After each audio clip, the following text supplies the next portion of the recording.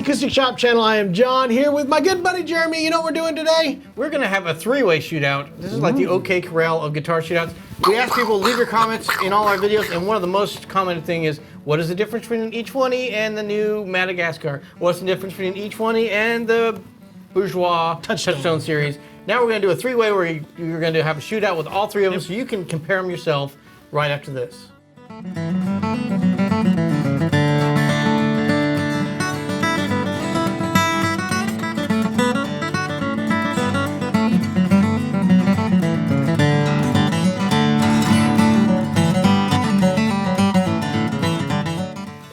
So we're back one more time, Jeremy, with a shootout, and yes, you are correct. These are probably, on our channel, the three most requested things to compare the difference and phone calls, because the Touchstone guitar has kind of taken over the Bourgeois Touchstone, the tie-in with Eastman, and then everybody knows about this guitar, which we got ahead of time, the Madagascar E20 TC, and then one of our top-selling guitars. One of the best-selling guitars Eastman's ever had.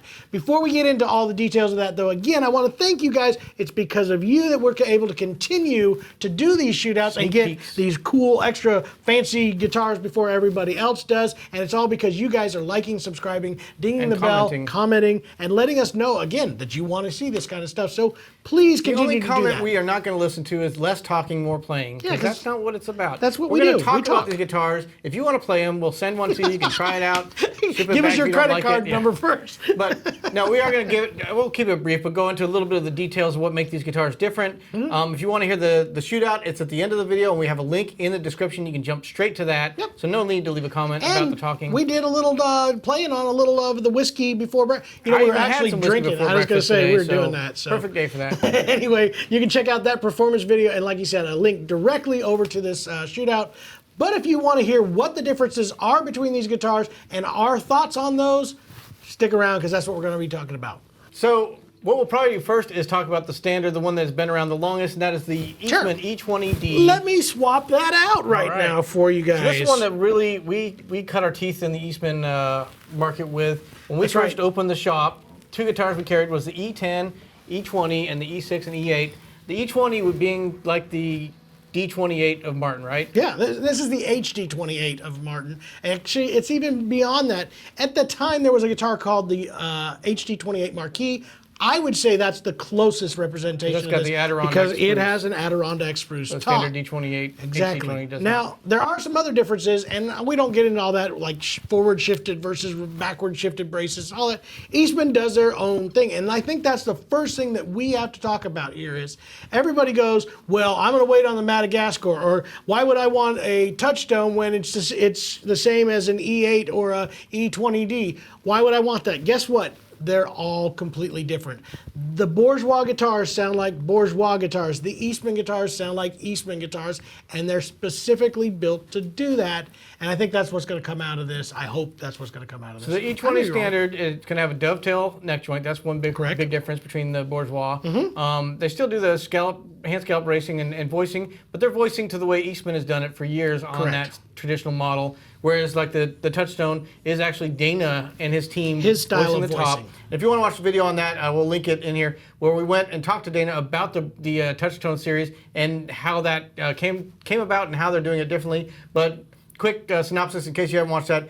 Dana's team up in Lewiston, Maine, they are completely building the tops, voicing the tops, bracing the tops, and then they send the tops over to Eastman's facility over in China, where the bodies are then, the top is put on with the body, and it still follows the neck joint system that Dana has, I guess, patented, basically. It's his neck joint. So that is the difference with the Touchstone series, where the standard is going to be a dreadnought with a dovetail joint, still voiced to Eastman specs, I guess, differently than Dana's.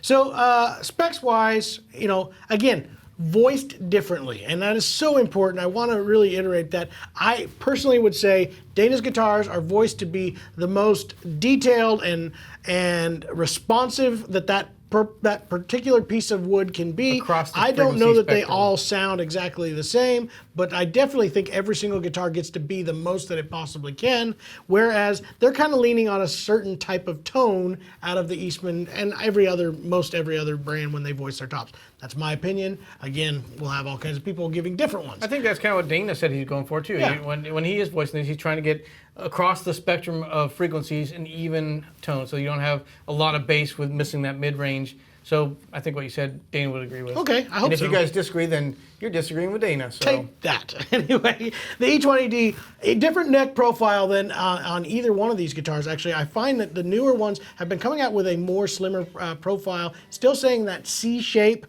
and at 1 3/4, bone nut and saddle, Adirondack spruce top, East Indian rosewood. So a lot of these have very similar ones. Now these are going to use the Ping or I think Goto tuners. They've kind of switched back and forth on those, and they're a lower grade of tuner.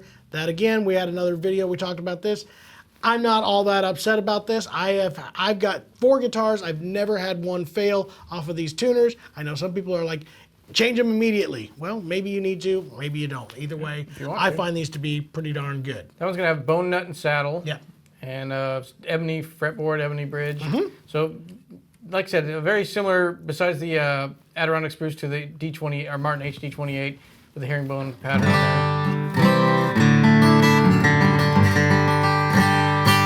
Now again, I would say that this guitar kind of falls in more of that Martin-y sound. It's what it is. It's kind of got that kind of tone. It's not really a boutique. It's got a boutique sound, a little bit more than a Martin, but it's going to be a pretty straight down the road with a little extra frills. And again, a price point that's just crazy. This one's just over $1,600. That's a lot of guitar for not Hard that shell crazy. case, lifetime warranty in that Sure price enough. range.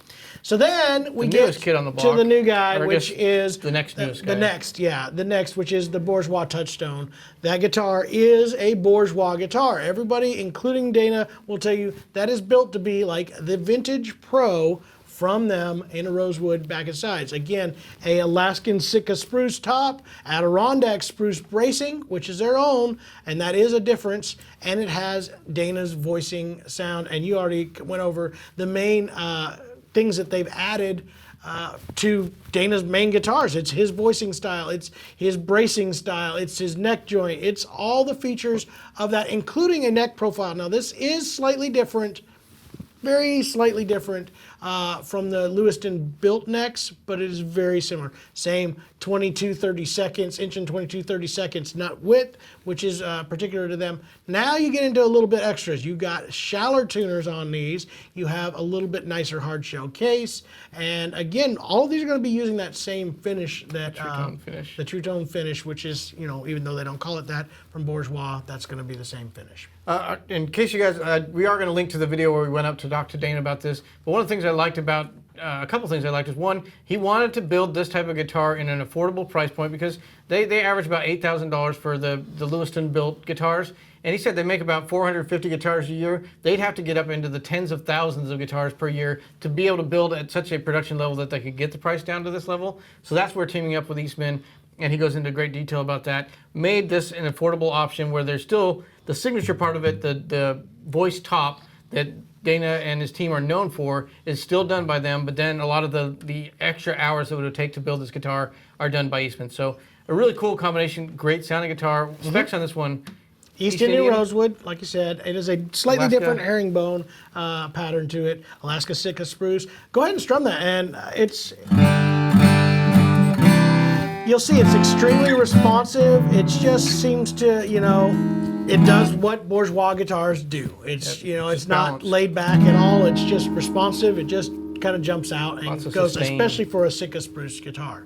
I find that to be pretty awesome. So then we get to this new guy. This is brand new, hasn't even made its way out yet. This is the brand new E20D-MR-TC. I got it, Jer. I remember. The MR stands for Madagascar Rosewood, and that's where we get into something totally unique. And I would say these two guitars are probably the most talked about in their price point out there right now at all. Yeah. Everybody wants to talk about what is going on with these because Madagascar Rosewood for $2,300. That's crazy, Jer. Yeah, That's just crazy. And this is another happy coincidence, I guess, with the partnership with Bourgeois, right? That they came across this Madagascar? Yeah, it's truly due to that situation. Dana always has built with this. It's hard to get this stuff. You guys know it. And to get it at a price point that you can build a lot of it is really hard to do. So there's not that many guitars. Like you said, they only build so many guitars in Lewiston, so they weren't able to get a massive build. But if they combine the two entities, Eastman and Bourgeois, then they were able to get a large quantity, and it made it better for Bourgeois, as well as now Eastman's able to do the same thing. So this is the same wood purchase that Dana is using up in Lewiston right now. They all selected it together. It was a pretty cool deal. You're getting a Madagascar Rosewood version of the E20D. You're also going to get a thermo-cured Adirondack spruce top. So we all know how much we love thermo-cured here. Even Dana loves it. They haven't done that in the Touchstone series, but Bourgeois guitars, everybody loves the thermo-cures or torrefied tops. So again, we go back down to those same tuners, the same overall neck profile that is on an E20D, the voicing that is more Eastman-like. But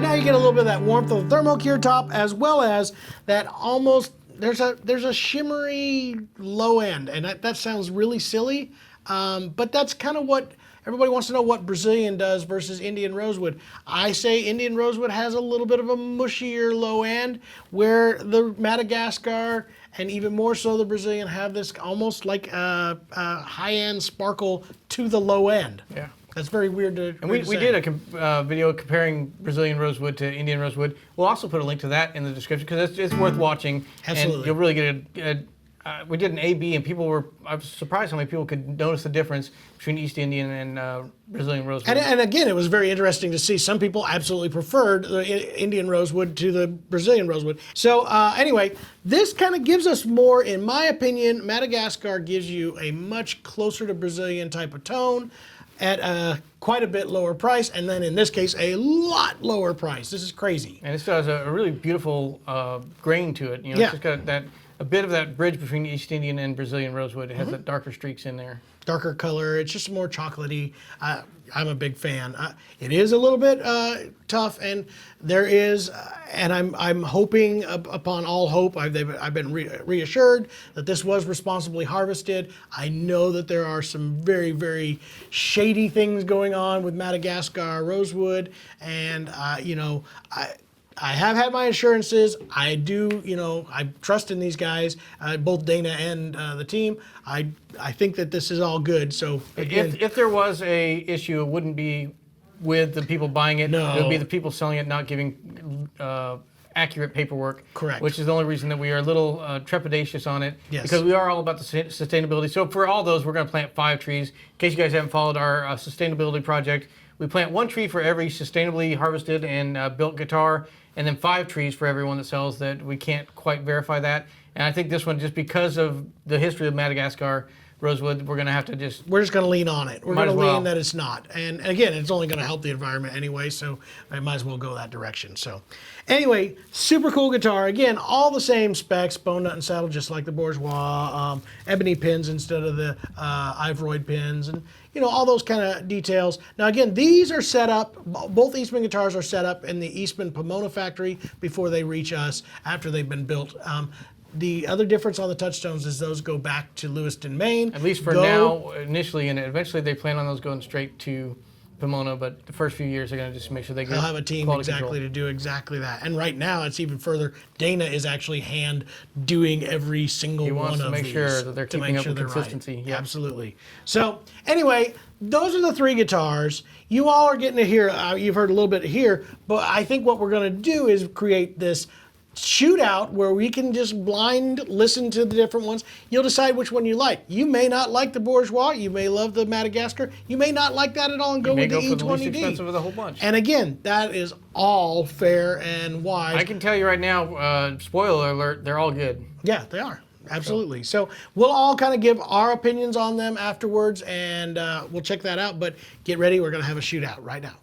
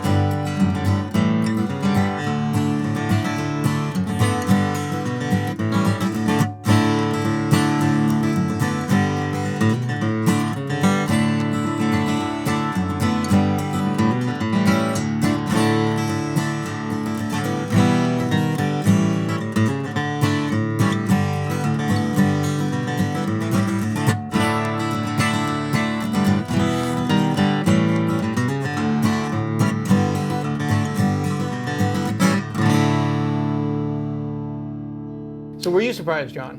Honestly, I was not surprised because I already played these things, so I knew exactly what they were going to sound like. Here's my opinions, and I know that means so much to each and every one of you. Is this considered a hot take? This might be a hot take. I love Give me hot your takes. hot take on All these right, hot guitars. take on these 3 guitars.